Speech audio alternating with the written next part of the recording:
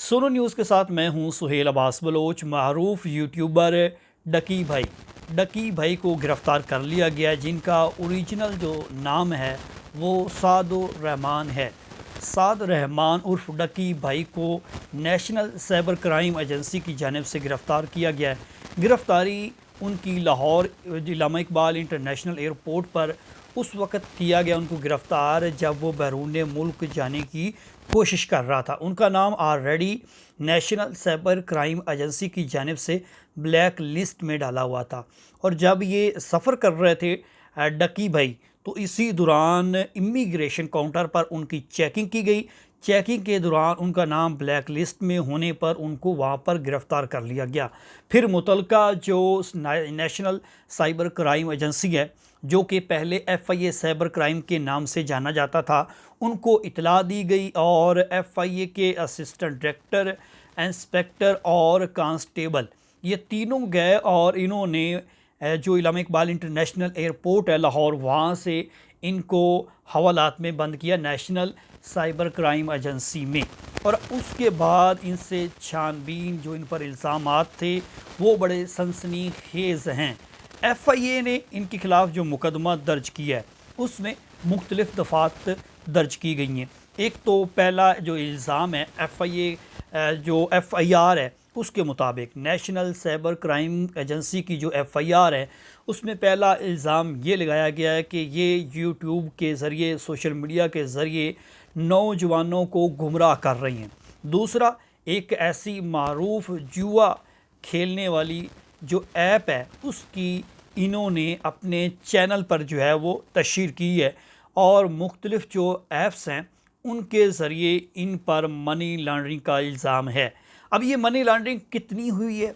इसके money laundering के ज़रिए इन्होंने कितना पैसा कमाया है, ये मुबैना तौर पर अभी नेशनल साइबर क्राइम एजेंसी जो है वो छानबीन कर रही है। इब्तदाई तौर पर मुकदमा दर्ज हो चुका है, जिस्मानी रिमांड जो है वो भी हासिल कर लिया गया है। अब नेशनल साइबर क्राइम एजेंसी जो है उन्होंने डकी भाई की एक तो उन पर ये इल्ज़ाम लगाया कि जो गैर कानूनी तौर पर जुआ जो खेलने वाली ऐप है उसकी इन्होंने तशहीर की है और उसी के ज़रिए जो है वो मनी लॉन्ड्रिंग की है। और मनी लॉन्ड्रिंग का अंदाज़ा इसलिए नहीं लगाया जा सकता कि अभी जो छानबीन की जा रही है नेशनल साइबर क्राइम एजेंसी की जानिब से उसको खुफिया रखा गया है। इब्तदाई तौर पर जो नेशनल साइबर क्राइम एजेंसी के अफसरान से बात हुई है उनका यही कहना है कि इन पर बुनियादी तौर पर इल्ज़ाम ये है कि इन्होंने वो ऐप जो जुआ जिस पर जो है वो खेला जाता था और उसके ज़रिए मनी लॉन्ड्रिंग होती थी और करोड़ों रुपए का ख़जाने को नुकसान होता था। लिहाजा एक तो ये इल्ज़ाम है, दूसरा नौजवानों को जो है वो गुमराह किया जा रहा है इसके चैनल से, इसके यूट्यूब चैनल से भी और दीगर जो सोशल मीडिया का प्लेटफॉर्म अकाउंट बनाए हुए इन्होंने उससे। अब नौजवानों को गुमराह करने के साथ साथ जुआ जो है वो खेलने वाली जो ऐप है उसकी तशहीर करना और उसके ज़रिए मनी लॉन्ड्रिंग के इल्ज़ामात लगाना, अब ये साबित तो बाद में होंगे, लेकिन इब्तदाई तौर पर जो इल्ज़ामात लगाए गए हैं उनमें ये सारी चीज़ें जो हैं वो दर्ज की गई हैं साइबर क्राइम जो नेशनल साइबर क्राइम एजेंसी है उनकी जानिब से। और इसके साथ साथ उनका जो मोबाइल फ़ोन है वो भी बरामद कर लिया गया है और डकी भाई से जो मोबाइल 16 प्रो मैक्स जो है आईफोन वो उनका बरामद कर लिया गया। और सिर्फ वो मोबाइल फ़ोन बरामद नहीं किया गया, उस मोबाइल फ़ोन से मुख्तलिफ़ जो राब्ते थे, असास राब्ते थे या व्हाट्सअप नंबर असास थे या ग्रुप के साथ राब्ते थे, ये इब्तदाई तौर पर जो है वो असास मालूमात जो हैं वो नेशनल साइबर क्राइम एजेंसी ने हासिल कर ली हैं। अब उनका जिस्मानी रिमांड भी लिया जा चुका है। इसके आगे अब स्टेप जो लिया जाना है या जो कार्रवाई की जानी है जो कि नेशनल साइबर क्राइम एजेंसी की जानिब से, एक तो उनसे छानबीन की जाएगी कि वो इस ऐप्स के ज़रिए मज़ीद किन किन लोगों को इसमें गिरोह को शामिल किया है या कौन किन के ज़रिए जो है वो ये जुआ जो खेलने वाली ऐप्स है इससे डकी भाई या दीगर जो गिरोह हैं वो कौन थे, उनके नाम जो हैं वो हो सकता है कि अगर डकी भाई के साथ लोग शामिल थे तो उनको भी गिरफ़्तार किया जाएगा। अगर उन्होंने सिर्फ़ और सिर्फ तशहीर की है, तशहीर की हद तक है, तो फिर शायद जो है वो उनकी इसमें बचत हो सके, लेकिन मामला यहाँ तक नहीं रुका है। नेशनल साइबर क्राइम के जो ज़राए हैं वो ये बता रहे हैं कि अब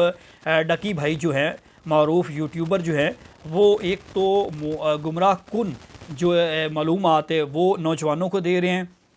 इसके साथ साथ उनके जो असासाजात हैं, उन्होंने जो जितने भी उनके असासाजात हैं उसकी तफसीलात जो है वो तलब कर ली गई हैं। और इसके अलावा करोड़ों रुपए के जो उनके अकाउंट्स में रकम है वो अकाउंट्स भी मुंजमद हो सकते हैं अगर उनके शवाहिद नेशनल साइबर क्राइम एजेंसी को मज़ीद मिल जाती हैं, या जिस तरह से उन पर इल्ज़ामात लगाए जा रहे हैं कि ऐप्स के ज़रिए और मुख्तलिफ़ ऐप्स के नाम भी FIR में दर्ज हैं, उस ऐप्स के ज़रिए जो है वो मनी लॉन्ड्रिंग की जा रही है, तो फिर मज़ीद डकी भाई के लिए जो है वो मुश्किलात बढ़ सकती हैं, जिनका नाम साद रहमान है और डकी के नाम से जाने जाते हैं। मारूफ यूट्यूबर है लेकिन इस वक्त जो है वो मुश्किलात में है। पहले पुलिस के हथे चढ़ते थे, उनके मुखालफिन जो है वो उनके खिलाफ शिकायत दर्ज करते थे, लेकिन अब नेशनल साइबर क्राइम एजेंसी जो है उन्होंने भरपूर जो है वो कार्रवाई करने का फ़ैसला किया है। न सिर्फ कार्रवाई करने का फ़ैसला किया, उनके असासों की छानबीन की जाएगी और अगर उनकी वजह से ख़जाने को करोड़ों का नुकसान पहुंचा है तो उनके खिलाफ मज़ीद कार्रवाई की जा सकती है। अब जो उन पर दिफात लगाई गई हैं, 2016 का जो एक्ट था और तरमीम शुदा एक्ट है उसके तहत जो है उनके खिलाफ मुकदमात में जो है वो तज़ीरात पाकिस्तान के तहत भी दफ़ात शामिल की गई हैं और मुकदमा दर्ज हो चुका है। अब मज़ीद नेशनल साइबर क्राइम एजेंसी जो उनके खिलाफ कार्रवाई करेगी और इस वक्त डकी भाई जो हैं वो नेशनल साइबर क्राइम की जो लाहौर है उनकी हवालात में बंद हैं। ये थी अहम तरीन जो इंकशाफ थे, सनसनीखेज जो उनसे चीज़ें बरामद की गई हैं नेशनल साइबर क्राइम एजेंसी की जानिब से, वो मैंने आपके साथ शेयर की हैं। और इसमें अब नेशनल साइबर क्राइम एजेंसी जो है वो इस पर मज़ीद भी अहम शवाहिद हासिल कर लेगी और तो फिर इनके ख़िलाफ़ जो है वो सख्त तरीन कार्रवाई की जाएगी।